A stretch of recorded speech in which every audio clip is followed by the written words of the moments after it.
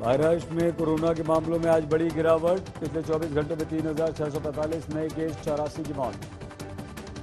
महाराष्ट्र के deputy CM Ajit Pawar corona के चलते अस्पताल में भर्ती। पवार ने कहा वो ठीक हैं, डॉक्टर की सलाह पर हुए हैं भर्ती। महाराष्ट्र में सस्ता हुआ कोरोना का टेस्ट करवाना। प्राइवेट लैब में सिर्फ 900 रुपये में टेस्ट हो रहा है। 1400 रुपये में अस्पताल और 1800 रुपये में घर पर ही अब आपका टेस्ट होगा। शुरुआत में 4500 रुपये में हुआ करता था टेस्ट, जब 4 बार रेट हुए हैं कम। मुंबई में अब लोकल में नॉन पीक आवर्स में यात्रा करने की वकीलों और रजिस्टर्ड क्लर्क्स को भी मिल गई इजाजत। दशहरे की रैली में उद्धव ठाकरे के बयान पर भड़की कंगना। कहा आप हैं नेपोटिज्म का सबसे बड़ा प्रोडक्ट। दशहरे पर उद्धव ठाकरे ने सुशांत की आत्महत्या का मुद्दा उठाया। कहा बिहार की बेटी के लिए महाराष्ट्र के बेटे को बदनाम करने की रची गई साजिश। बिना नाम लिए कंगना पर बरसे उद्धव। कहा यहां घर घर में रोपा जाता है तुलसी का पौधा, गांजा का नहीं। कंगना ने सोशल मीडिया पर किया जाति के नाम पर आरक्षण का विरोध। कहा गरीब हो आधार। राजपूत समुदाय काफी तकलीफ में, लेकिन ब्राह्मणों की स्थिति देखकर होता है तो। केंद्रीय मंत्री रामदास आठवले की पार्टी में शामिल हुई पायल घोष। बोली मेरी तरह किसी लड़की के साथ कुछ गलत हुआ तो आरपीआई करेगी मदद। पत्नी के गंभीर आरोपों के मामले में नवाजुद्दीन सिद्दीकी को राहत। इलाहाबाद हाईकोर्ट ने गिरफ्तारी पर लगाई रोक। नवाज के साथ उनकी मां और 2 भाइयों की गिरफ्तारी पर भी रोक। एक भाई को राहत नहीं। नवाजुद्दीन की पत्नी आलिया ने 27 जुलाई को दर्ज कराया था केस। पॉक्सो एक्ट के तहत भी मामला है। मुंबई में मराठा क्रांति मोर्चा का विरोध प्रदर्शन। मराठा आरक्षण की मांग को लेकर हल्ला बोल।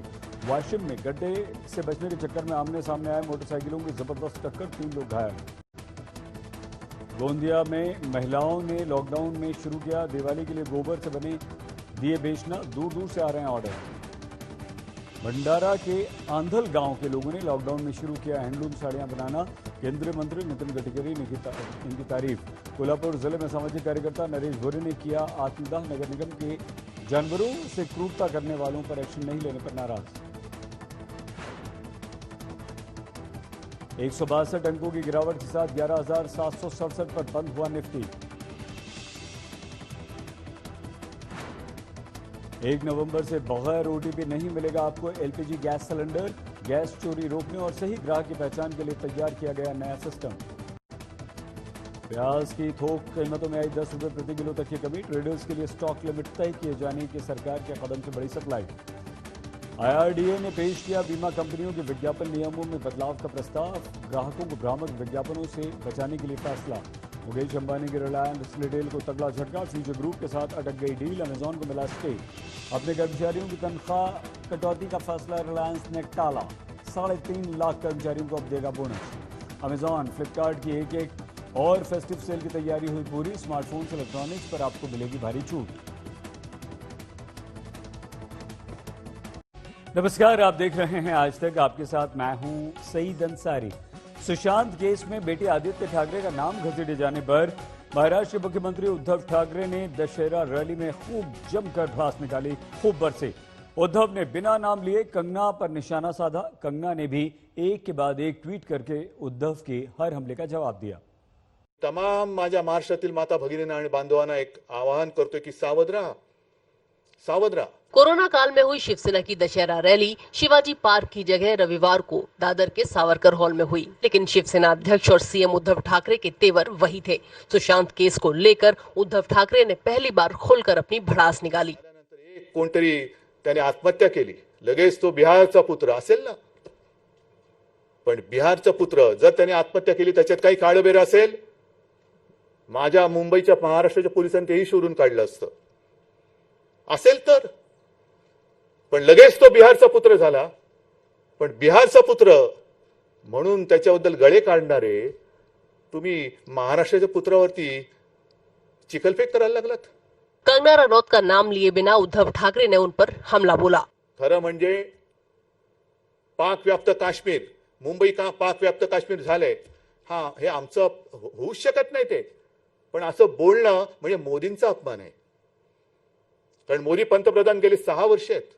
मुंबई पाक व्याप्त काश्मीर आहे, महाराष्ट्र मुंबई पोलीस निकम्मे आहेत, ते काय काम करत नाहीये।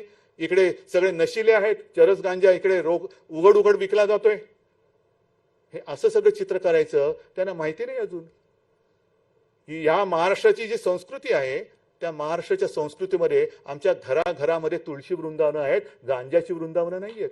कल एक वर्किंग चीफ मिनिस्टर ने एक लड़की को सरेआम गाली दी, वो कुछ नहीं कहेंगे. Chief minister, what I want to tell you is कि सत्ताएं आती जाती हैं.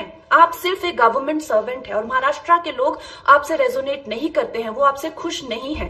कंगना रनौत कहाँ चुप रहने वालों में है. कंगना ने पलटवार करने में देर नहीं लगाई. उद्धव ठाकरे, तुमने मुझे कल अपने भाषण में गाली दी, नमक हराम कहा. इससे पहले भी सोनिया सेना के कई लोगों ने मुझे गंदी गालियां दी है, धमकाया है, मेरा जबड़ा तोड़ना या ओपनली मुझे मार देना या हरामखोर कहना, इस तरह की कई अभद्र गालियां इससे पहले भी मुझे सोनिया सेना ने दी है. लेकिन आप नहीं देखेंगे कि जो भी नारी सशक्तिकरण के जो ठेकेदार हैं उन्होंने कुछ नहीं कहा.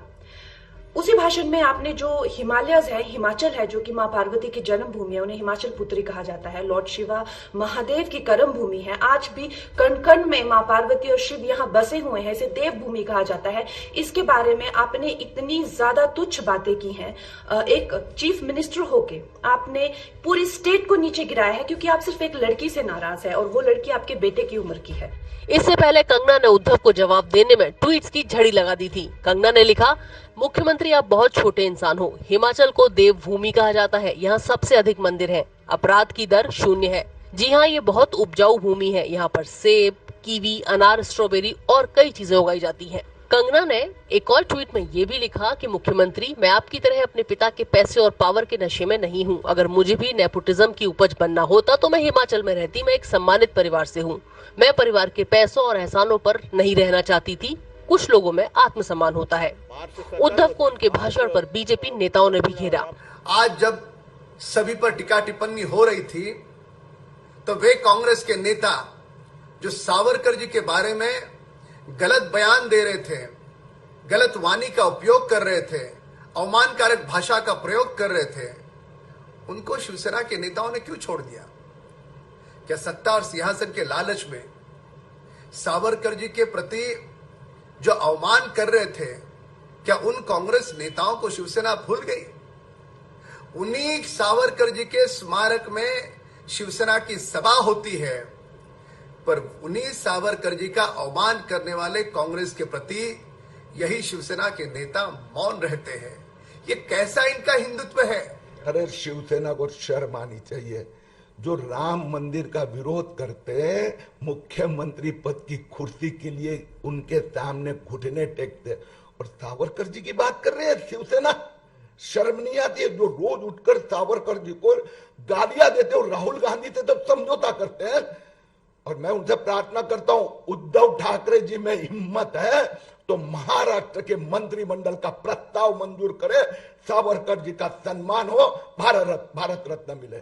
हम तो भारत रत्न देने की बात करते हैं, लेकिन उद्धव ठाकरे जी मुख्यमंत्री, उनके मंत्रिमंडल में यह प्रस्ताव मंजूर करा है. आपके राज में 12 महीने में मेट्रो का काम 1 इंच भी नहीं था, लेकिन आपने आपके अहंकार के खातिर मुंबई को मेट्रो में 5 साल पीछे लेके गए, 5,000 करोड़ का अधिक खर्चा बढ़ा दिया. उसके बारे में आपको क्या कहना है? मुख्यमंत्री उद्धव ठाकरे पर सबसे बड़ा हमला बोला नारायण राणे ने. सुशांत के घर में जो गए थे, उन्होंने सुशांत को कई सब्जेक्ट के बारे में, दिशा के मर्डर के बारे में पूछताछ हो गई. उसके ऊपर उन लोग का झगड़ा हो गया और झगड़े में ही सुशांत का मर्डर हुआ है, ऐसा मुझे लगता है. और जिस तरह से एविडेंस मेरे पास लगता है, और वो मर्डर है, वो मर्डर उस वक्त सुशांत के घर में एक मंत्री भी प्रेजेंट था. इसलिए मैं कहता हूँ कि सुशांत की केस ओपन होगी तो महाराष्ट्र मंत्रिमंडल का एक मंत्री जेल जा सकता है. कौन है? कौन क्लीन चिट दी गई? अब क्लीन चिट उनके पिताजी ने दिया. नाम तो घोषित हो गया और मेरे को क्या बोलते, मैं तो पहले से कभी कहा नहीं. उनके पिताजी ने हमारा आदित्य ठाकरे, कुछ हाथ उनका साफ है, कौन सा साबुन से धोते हैं मालूम नहीं. यापुढे महाराष्ट्रामध्ये कळसूत्री बाहुल्यांचा खेळ होणार नाही. भाषण में उद्धव ठाकरे ने जीएसटी का मुद्दा भी उठाया और कहा कि महाराष्ट्र को 38,000 करोड़ का रिफंड नहीं मिला है. अब समय आ गया है कि हमें जीएसटी सिस्टम पर विचार करने की जरूरत है. मुंबई से कमलेश सुतार के साथ आज तक ब्यूरो. महाराष्ट्र के चंद्रपुर में एक डॉक्टर रहते हैं जो 87 साल की उम्र में गांव-गांव साइकिल से जाकर मरीजों का इलाज करते हैं। कोरोना भी उनके कदमों को रोक नहीं पाया। गांव देहात में अगर इन्हें कोई कोरोना का मरीज मिलता है तो वो उसे कोरोना सेंटर भेजते हैं, मगर अपने मरीज को देखने जरूर जाते हैं।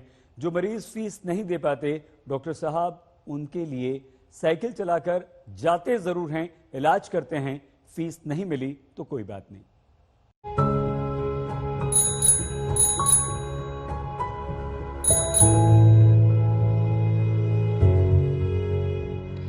ये है doctor Ramchandra Dandekar.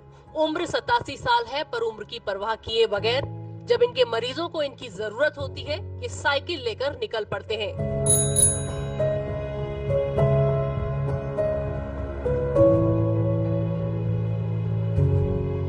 Indian medical association के मुताबिक कोरोना मरीजों का इलाज करते करते देश में 500 से ज्यादा डॉक्टरों की मौत हो चुकी है। ये भी देखने में आया कि कोरोना के डर से बहुत से निजी डॉक्टर मरीजों से दूर ही रहना चाहते हैं। और एक तरफ है रामचंद्र। अपनी जिंदगी में इन्होंने कई महामारियां देखी, बारिश, बाढ़, हर साल आपदाएं आती हैं, लेकिन डॉक्टर रामचंद्र ने कभी अपने कर्तव्य पथ से मुंह नहीं मोड़ा।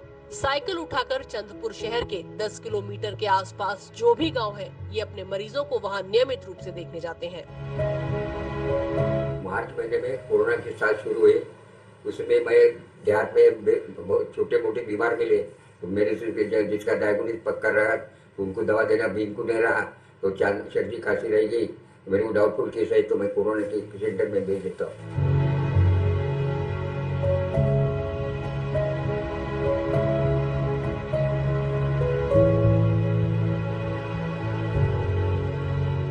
डॉक्टर रामचंद्र की कोई नियमित फीस नहीं है। जैसी जिसकी हैसियत होती है, सुविधा अनुसार इन्हें फीस दे देता है, और जो मरीज फीस नहीं दे सकते, डॉक्टर साहब उन्हें फ्री में देखते हैं और साइकिल लेकर उन्हें देखने उनके घर भी जाते हैं।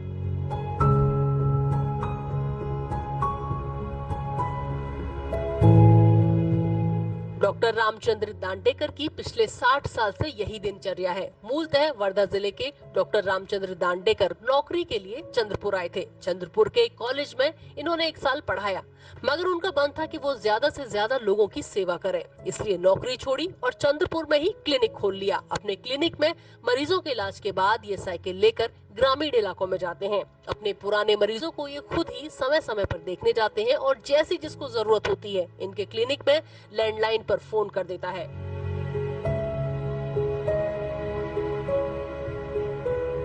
मैं अभी भी उम्र 70 साल की हो रही है, लेकिन मैं अभी भी साइकिल से हर गांव में, हर देहात में मैं अभी भी गरीबों की सेवा करने के लिए मैं हर रोज सवेरे 6 बजे निकलता हूँ, दोपहर को 12 बजे रोटी खाना खाता हूँ, बाद में 6 बजे मैं फिर से घर में लौट के होता। ऐसे मेरा दिनचर्या हर रोज मेरी ठीक है। मैं साइकिल का प्रवाह अभी तक मेरे पास घड़ी है नहीं है, ना आंखों को चश्मा है और पाँव में ना चप्पल है, ऐसी मेरी दिनचर्या है। 87 साल के डॉक्टर रामचंद्र का तजुर्बा इतना है कि इनकी दवा से मरीजों को तुरंत राहत मिलती है। चंद्रपुर में इनका क्लिनिक मरीजों से भरा रहता है। इस अवस्था में गरीब लोगों की सेवा होने के कारण ये हमारे जिले में बहुत प्रसिद्ध डॉक्टर होके इन्होंने नाम कमाया है।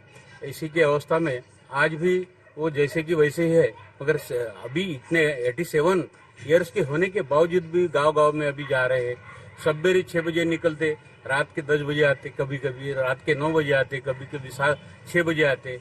कभी खाना मिले तो खाते, नहीं तो किसी के घर में भी खा लेते। डॉक्टर रामचंद्र का परिवार भी इनके काम में पूरा सहयोग देता है। बच्चे पिता को अपना आदर्श मानते हैं। डॉक्टर रामचंद्र दांडेकर की छोटी बहू किशोरी भी होम्योपैथी डॉक्टर है, जो इस काम में उनकी मदद करती हैं। बहू किशोरी ही मरीजों को देने के लिए दवाएं तैयार करती हैं और अपने ससुर के इस हौसले को सलाम करती हैं।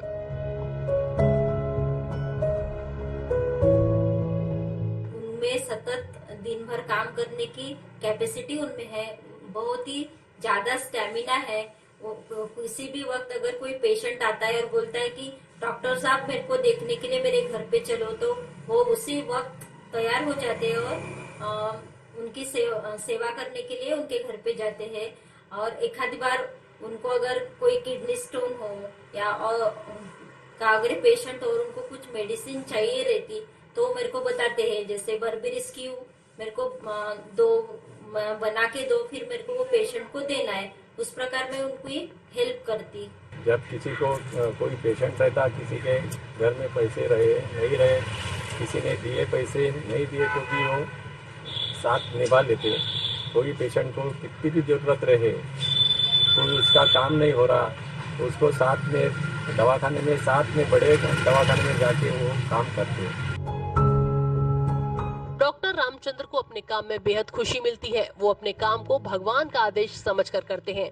उन्हें ये भी लगता है कि डॉक्टरों में अब पहले जैसा सेवा भाव नहीं रहा। नई पीढ़ी पैसों के पीछे भाग रही है, जो डॉक्टरी जैसे पेशे के लिए सही नहीं है। पर इनका अपना संकल्प ये है कि जब तक हाथ पैर चलेंगे और सांस रहेगी, गरीब मरीजों की सेवा ये यूं ही करते रहेंगे। चंद्रपुर से विकास राजूटकर के साथ आज तक ब्यूरो।